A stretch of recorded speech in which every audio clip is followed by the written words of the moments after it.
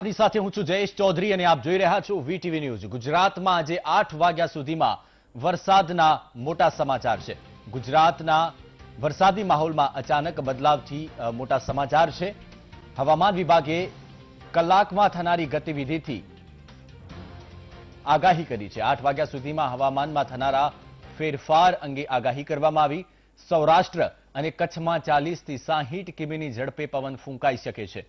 તો વીજળી સાથે કેટલાક સ્થળો પર હળવા વરસાદની આગાહી પણ કરવામાં આવી છે। અમરેલી, ભાવનગર, બોટાદ, રાજકોટમાં વરસાદની આગાહી કરવામાં આવી છે। દ્વારકા, જામનગર, મોરબી, સુરેન્દ્રનગરમાં 8 વાગ્યા સુધીમાં વરસાદ પડશે તેવી આગાહી કરવામાં આવી છે। તો અમદાવાદ, ગાંધીનગર અને મહેસાણામાં પણ વરસાદની આગાહી કરવામાં આવી છે। પાટણ, સાબરકાંઠા, ખેડા, ડાંગ, તાપીમાં પણ આગાહી કરાઈ છે। વધુ માહિતી આપશે સંવાદદાતા દિવ્યા। દિવ્યા, વધુ શું માહિતી છે? જયેશ, ચોક્કસથી જે રીતે મહત્વના સૌથી મોટા સમાચાર જે કહી શકાય કે હવામાન વિભાગ તરફથી જે આપવામાં આવ્યા છે, આજે રાત સુધીમાં જ ભારે વરસાદની આગાહી હવામાન વિભાગ તરફથી આપવામાં આવી છે। સૌથી વધારે સૌરાષ્ટ્ર અને કચ્છના કેટલાક ભાગોમાં વાવાઝોડા સાથે વરસાદની આગાહી હવામાન વિભાગ તરફથી વ્યક્ત કરવામાં આવી છે।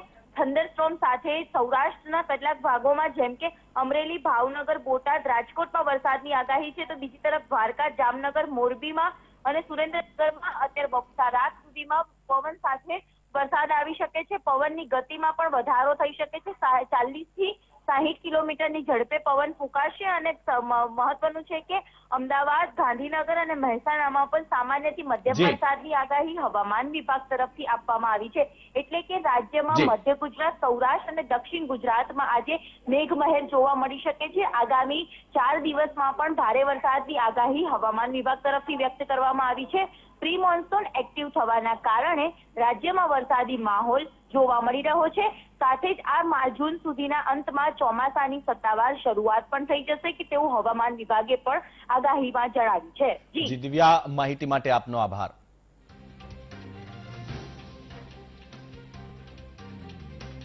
તો ગુજરાતમાં ચોમાસા અગાઉ વરસાદની જમાવટ। રાજ્યના 23 જિલ્લાઓમાં આજે વરસાદ નોંધાયો। અમદાવાદ, રાજકોટ, સુરતમાં પણ સારો એવો વરસાદ પડ્યો છે। તો કચ્છ અને અમરેલીમાં ધોધમાર વરસાદ પડ્યો છે। પોરબંદર, દ્વારકા, ભાવનગર, જામનગરમાં પણ વરસાદ પડ્યો। બોટાદ, સુરેન્દ્રનગર અને જૂનાગઢમાં પણ વરસાદ પડ્યો છે। મહેસાણા અને બનાસકાંઠામાં પણ વરસાદ પડ્યો છે, જ્યારે તાપી, નવસારી અને છોટાઉદેપુરમાં પણ વરસાદ પડ્યો છે।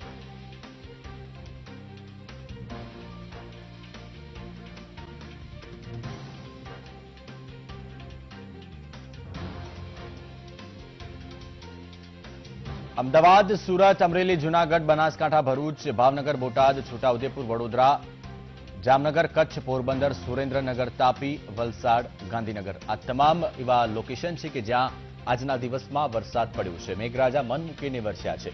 ક્યાં ક્યાં વરસાદ પડ્યો તેની જાણકારી વીટીવીની ટીવી સ્ક્રીન પર।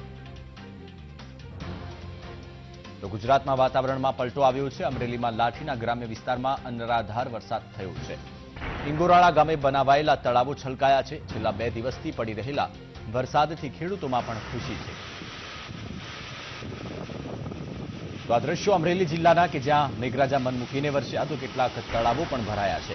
અમરેલીમાં અનરાધાર ચોમાસાની દસ્તક।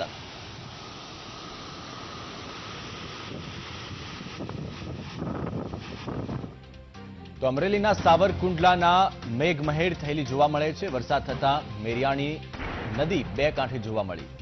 મેરિયાણાની ફુલઝર નદીમાં પૂર આવ્યું છે। ફુલઝર નદી સહિતના ચેકડેમો ઓવરફ્લો થયા છે। સમગ્ર પંથકમાં સારો એવો વરસાદ થયો, તેમજ નદી નાળા પણ છલકાયા છે। તો અમરેલીના સાવરકુંડલાના આ દ્રશ્યો છે, જ્યાં નદી નાળા છલકાયા તો કેટલાક ચેકડેમો પણ ઓવરફ્લો થયા છે। સારો એવો વરસાદ પડતા ચેકડેમો ઓવરફ્લો થયા તો કેટલાક નદી નાળા પણ છલકાયા છે। તો સાથે ફુલઝર નદીમાં પણ નવા નીર આવતા નદીમાં પૂર પણ આવ્યું છે। તો સાવરકુંડલાના આ દ્રશ્યો છે, જ્યાં સારો એવો વરસાદ પડતા ચેકડેમો છલકાયા, નદીઓમાં નવા નીરની આવક થઈ છે। તો પ્રથમ સિઝનમાં જ સારો એવો વરસાદ પડતા નદીઓમાં પૂર આવતા સ્થાનિક લોકો પણ જોવા માટે ઉમટ્યા હતા।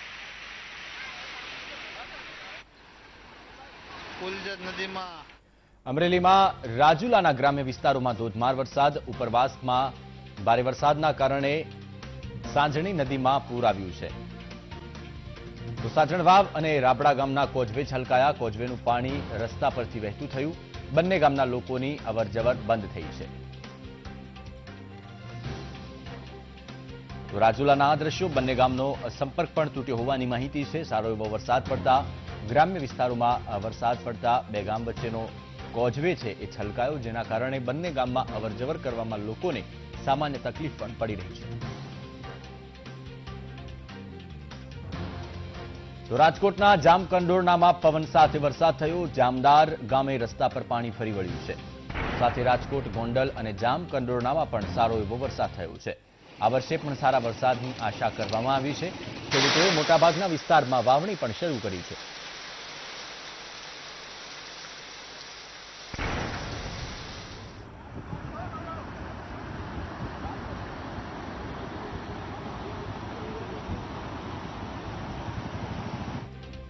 મોરબીના માળિયામાં ધોધમાર વરસાદ. માળિયા શહેરમાં રસ્તાઓ પર પાણી ભરાયું. બપોર બાદ વાતાવરણમાં પલટા સાથે વરસાદ પડ્યો. 2 દિવસમાં માળિયાના વિસ્તારોમાં 3 ઇંચથી પણ વધુ વરસાદ પડ્યો છે.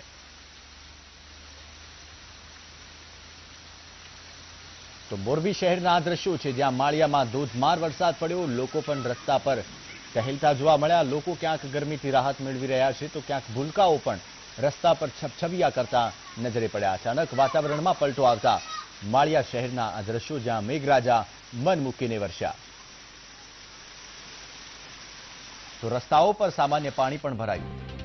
રાજ્યમાં વાતાવરણમાં પલટા સાથે દ્વારકામાં પણ અસર જોવા મળી છે. ખંભાળિયાના વાતાવરણમાં ફેરફાર થતા ધીમી ધારે વરસાદ શરૂ થયો. આ વરસાદને પગલે વાતાવરણમાં ઠંડક પ્રસરી, તેમજ અસહ્ય ગરમી બાદ ધીમી ધારે વરસાદ શરૂ થયો. દ્વારકાના ખંભાળિયાના આ દ્રશ્યો છે. બોટાદ જિલ્લામાં સતત ચોથા દિવસે વરસાદ પડ્યો. બોટાદના ગઢડા અને રાણપુરમાં વરસાદ શરૂ થયો હતો. શહેર અને જિલ્લામાં ભારે પવન સાથે વરસાદ વરસ્યો. સતત પડી રહેલા વરસાદથી ખેડૂતોમાં પણ આનંદની લાગણી પ્રસરી છે.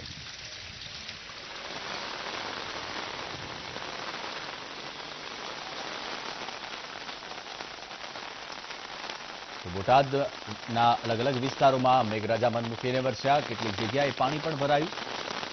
તો ગઢડા અને રાણપુરમાં સારો એવો વરસાદ થયો. ભારે પવન સાથે આજના દિવસમાં વરસાદ થયો. સતત ત્રીજા દિવસે આ વિસ્તારમાં વરસાદ થયો છે. તો વડોદરામાં પણ સતત ત્રીજા દિવસે વરસાદ. વડોદરાના અલગ અલગ વિસ્તારોમાં ધીમી ધારે વરસાદ પડ્યો. સન ફાર્મા રોડ, તાંદલજા, ગોત્રીમાં વરસાદી માહોલ. Vasna road, old Padra road પર પણ વરસાદ પડ્યો છે.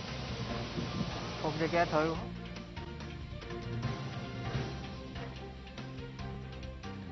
આણંદની વાત કરીએ તો આણંદના વાતાવરણમાં પણ પલટો જોવા મળ્યો. ગાજવીજ સાથે ભારે પવન ફૂંકાયો. ભારે પવન સાથે વરસાદ પણ શરૂ થયો. મહીસાગર નદીના કાંઠે વરસાદી માહોલ જામ્યો છે.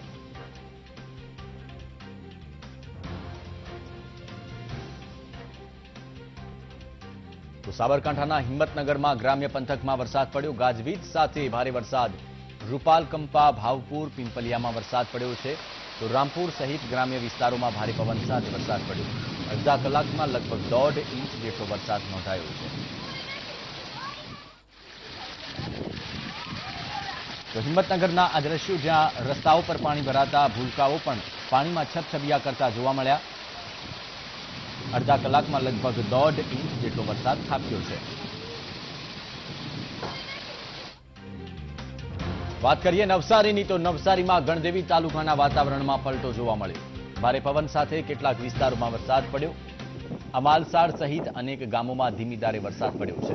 ભારે પવન ફૂંકાતા અનેક વિસ્તારોમાં વીજ પુરવઠો ખોવાવાની ઘટના પણ સામે આવી.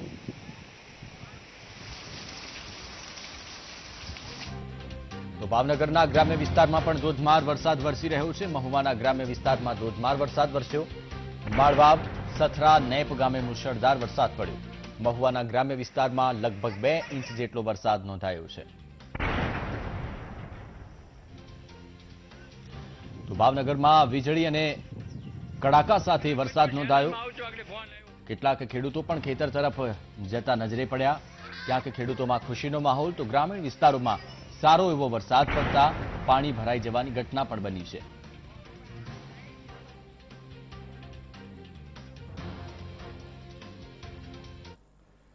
તો રાજ્યમાં આવતીકાલથી વિદ્યાર્થીઓ વિના શાળાઓ શરૂ થશે. શિક્ષણ મંત્રી ભૂપેન્દ્રસિંહ ચુડાસમાએ કહ્યું, તમામ શિક્ષકોએ પણ શાળાએ આવવાની જરૂર નથી. હાલ શાળામાં બાળકોને પ્રવેશની કામગીરી કરાશે. આ ઉપરાંત જે લોકો ઓનલાઈન શિક્ષણ મેળવી નથી શકતા તેમના સુધી શિક્ષણ મટીરીયલની હાર્ડ કોપી પહોંચાડવાની કામગીરી કરાશે. તો બીજી તરફ વાલીઓ માટે પણ સારા સમાચાર છે. આ વખતે શાળાઓ ફી નહીં વધારી શકે. શિક્ષણ મંત્રીએ કહ્યું, જે શાળાઓ ફી વધારશે તેમના વિરુદ્ધ પગલાં લેવામાં આવશે.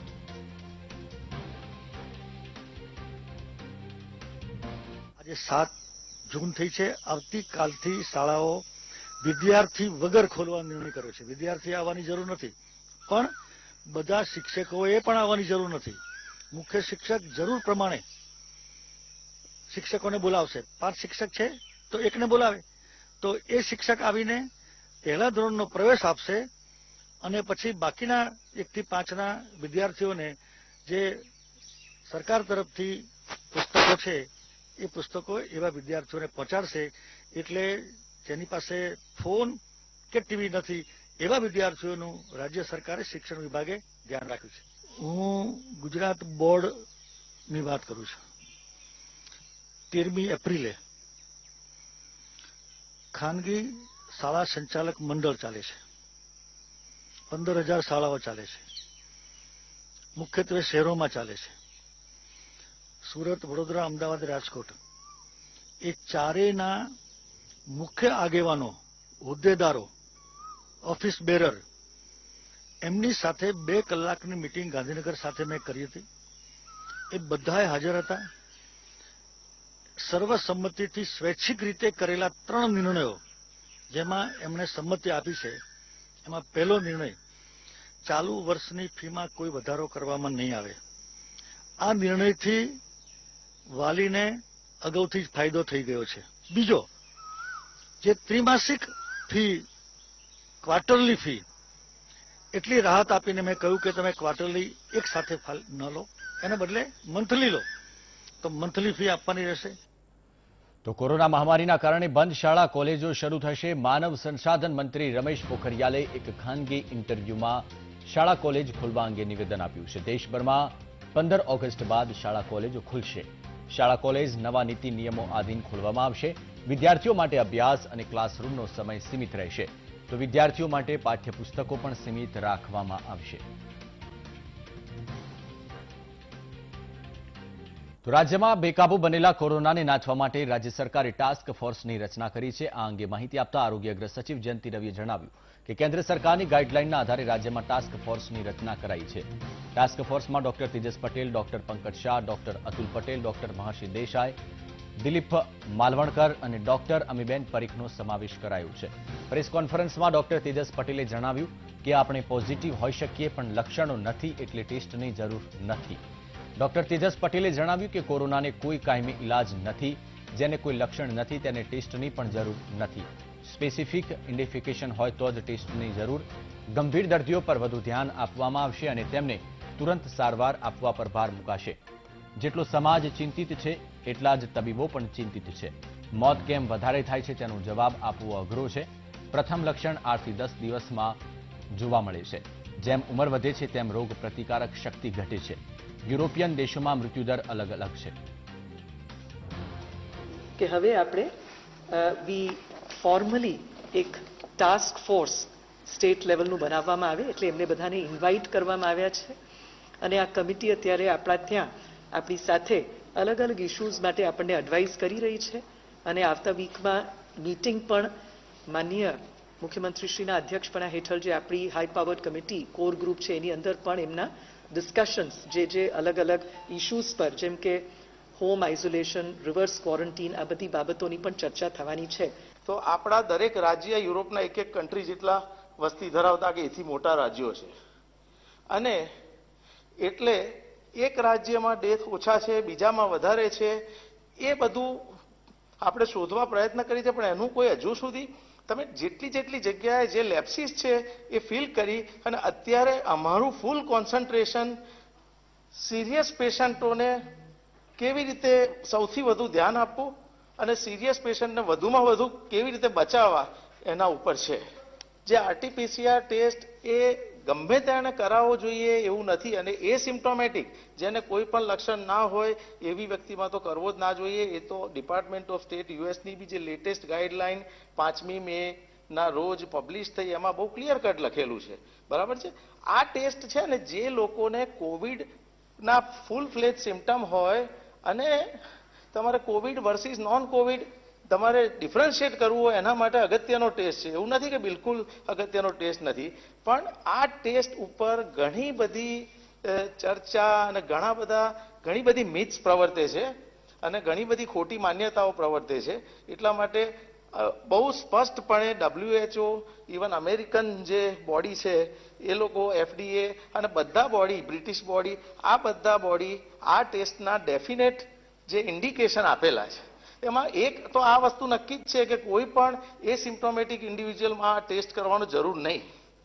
એસિમ્પ્ટોમેટિક ઇન્ડિવિજ્યુઅલ કોઈ કોવિડ પોઝિટિવના સંપર્કમાં થોડા ટાઈમ માટે આવ્યો હોય એને બી એ પોતે એને તકલીફ ના હોય તો એને બી કરવાની જરૂર નહીં. અને કોઈ વ્યક્તિને કોવિડ પોઝિટિવ થઈ ગયું છે તો જોવા માટે કે હવે નેગેટિવ થયું છે કે નહીં એના માટે પણ આ ટેસ્ટ કમ્પલસરી નથી. તો એક છે લંગ્સ છે જે પ્રિડોમિનન્ટલી અફેક્ટ થાય છે. બીજું છે જે સાઇટોકાઇન સ્ટોર્મ છે જે આખા શરીરના લગભગ બધા જ ઓર્ગન્સને અફેક્ટ કરી દે છે. એમાં કિડની પણ આવી જાય છે, લીવર પણ આવી જાય છે, હાર્ટ પણ આવી જાય છે. ત્રીજું જે મેઇન વાયરસની જે એટેક કરવાની જે પદ્ધતિ છે તે જેને અમે એન્ડોથેલિયમ કહીએ છીએ, જે આપણી બ્લડ વેસલ્સની અંદરની જે લાઇનિંગ છે એના પર એટેક કરે છે અને એને લીધે એમાં કોએગ્યુલેશનનું પ્રમાણ ખૂબ વધી જાય છે. અને આ ત્રણેય સ્તર ઉપર અમારે લડવાનું હોય છે. એક લંગ્સનું છે, બીજું સાઇટોકાઇન સ્ટોર્મ છે અને બીજું માઇક્રોવાસ્ક્યુલર થ્રોમ્બોસિસ કહીએ છીએ.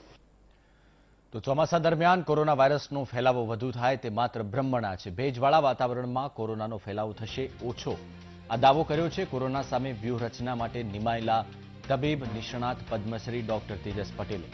તેમણે કહ્યું કે ચોમાસા દરમિયાન કોરોના વધારે ફેલાશે તે માત્ર ભ્રમણા છે. ભેજવાળા વાતાવરણમાં કોરોનાનો ફેલાવો ઓછો થશે. તેની પાછળનું કારણ સમજાવતા કહ્યું કે ભેજનું પ્રમાણ વધે અને તાપમાન 35 ડિગ્રી થાય તો સંક્રમણ ઘટશે. સાથે જ યુવાનોને પણ અપીલ કરી અને કહ્યું કે યુવાનો એવું માને છે કે કોરોના પતી ગયો તે ખોટું છે.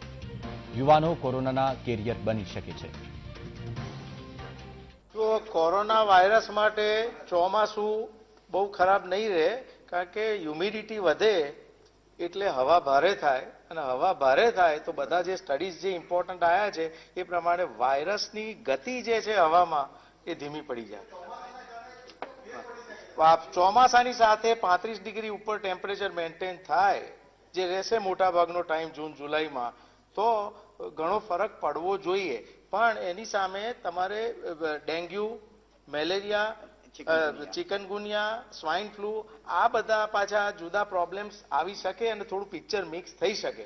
એટલે મારી ખાસ આપ સૌને વિનંતી છે કે હવે એક ટાઈમ એવો આવ્યો છે કે કોરોના વિશે બરાબર છે આપણે ચોક્કસ જાણવું જોઈએ, પ્રજાને સમજાવવું જોઈએ, પણ પ્રજાને હિંમત રાખીને ઊભી બરાબર કરવાનું કામ હવે આપણે બધાએ ભેગા થઈને કરવું પડશે. તો દિવસના તમામ મહત્વના સમાચાર યથાવત રહેશે. રોકાઈએ એક નાનકડા બ્રેક માટે.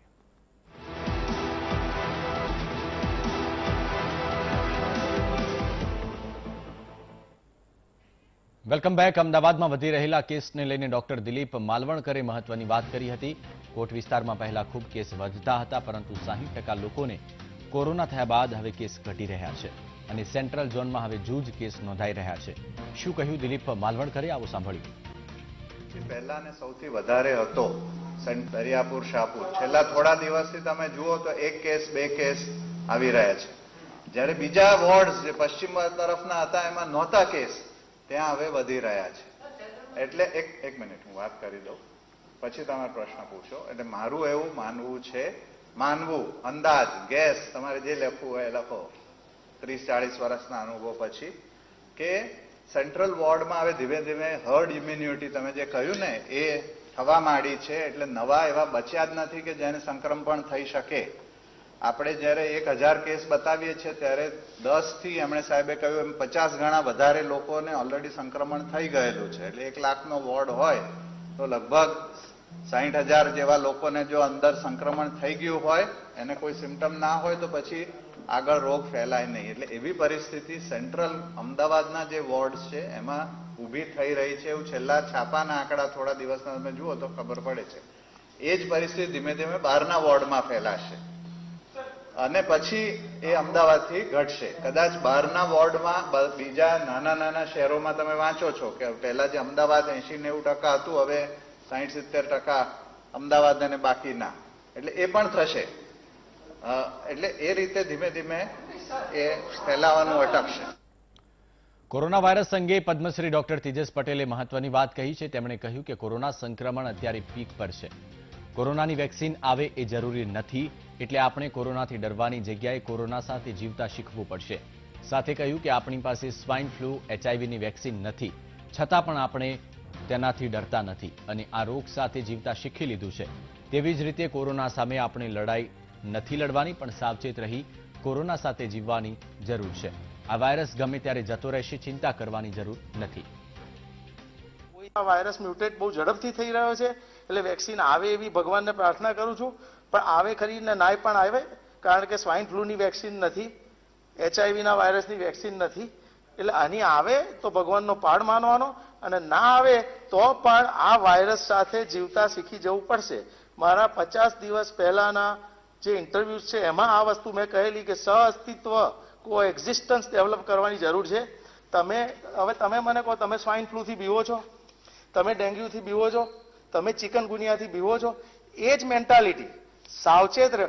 વાયરસથી ડરવાની જરૂર નથી, વાયરસની સાથે લડવાની પણ જરૂર નથી. લડાઈ બે ટીમ વચ્ચે, જ્યારે બે જૂથ વચ્ચે થાય તો એ બંને જૂથની સ્ટ્રેટેજી હોય. વાયરસની કોઈ સ્ટ્રેટેજી નથી.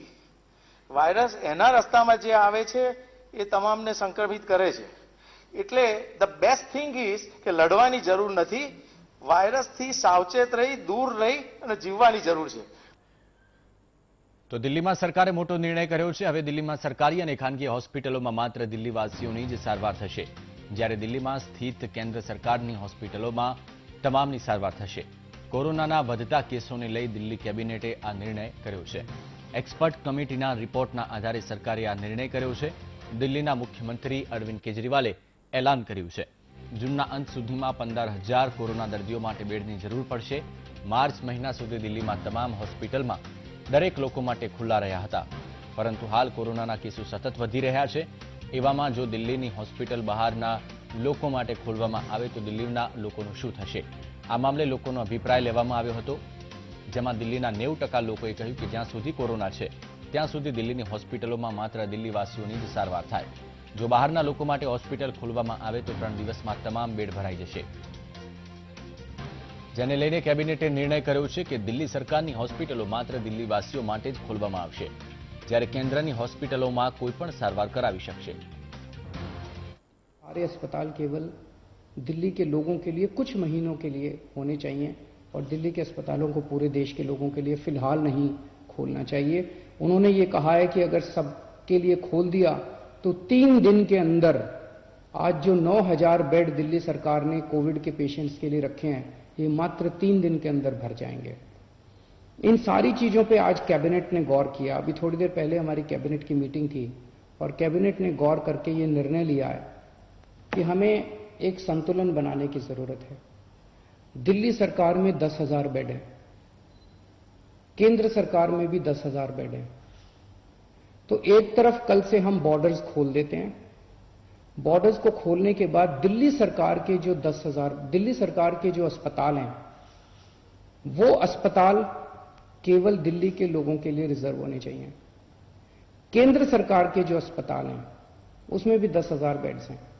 वहां पे कोई भी देश भर से आके अपना इलाज करा सके, उसके ऊपर दिल्ली सरकार कोई आदेश नहीं पारित कर रही, उसके ऊपर कोई तो जो जैसे आज व्यवस्था है कि केंद्र सरकार के अस्पतालों में कोई भी जाके इलाज कराता है, केंद्र सरकार के अस्पताल सबके लिए खुले रहेंगे.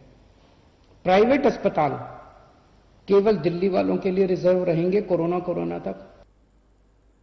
तो समाचारों में रोकाइए नानकड़ा ब्रेक માટે.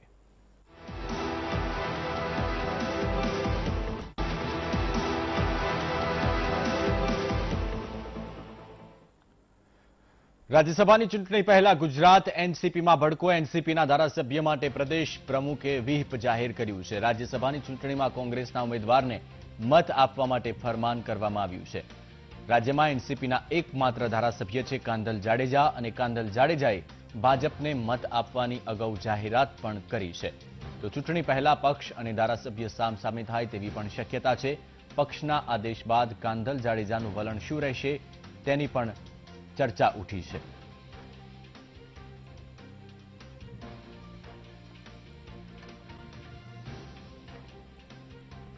રાજકોટની કુવાડવા જીઆઈડીસીમાં એક શખ્સ પર જીવલેણ હુમલો કરવામાં આવ્યો. કારમાં આવેલા શખ્સોએ જીવલેણ હુમલો કર્યો છે. બાઇક સવારને ટક્કર માર્યા બાદ અજાણ્યા શખ્સોએ હુમલો કર્યો.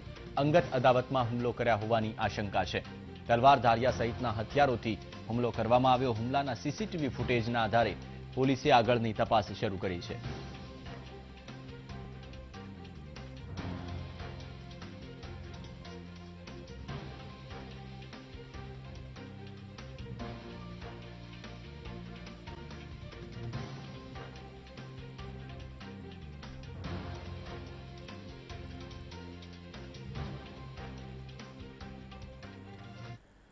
તો સોમનાથ મંદિર આવતીકાલથી શરૂ થવા માટે જઈ રહ્યું છે. જિલ્લાની બહારથી આવતા લોકો માટે 12 જૂન બાદ પ્રવેશ મળશે. યાત્રાળુઓ દર્શનાર્થીઓ દર્શન માટે સ્લોટ બુક કરાવવો પડશે.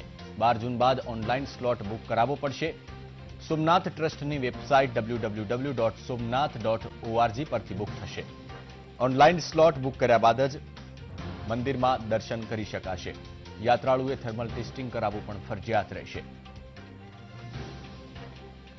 તો 12 જ્યોતિર્લિંગમાંનું એક જ્યોતિર્લિંગ એટલે ગુજરાતનું સોમનાથ મંદિર, જે આવતીકાલે દર્શનાર્થીઓ માટે તેના દ્વાર ખુલવા માટે જઈ રહ્યા છે.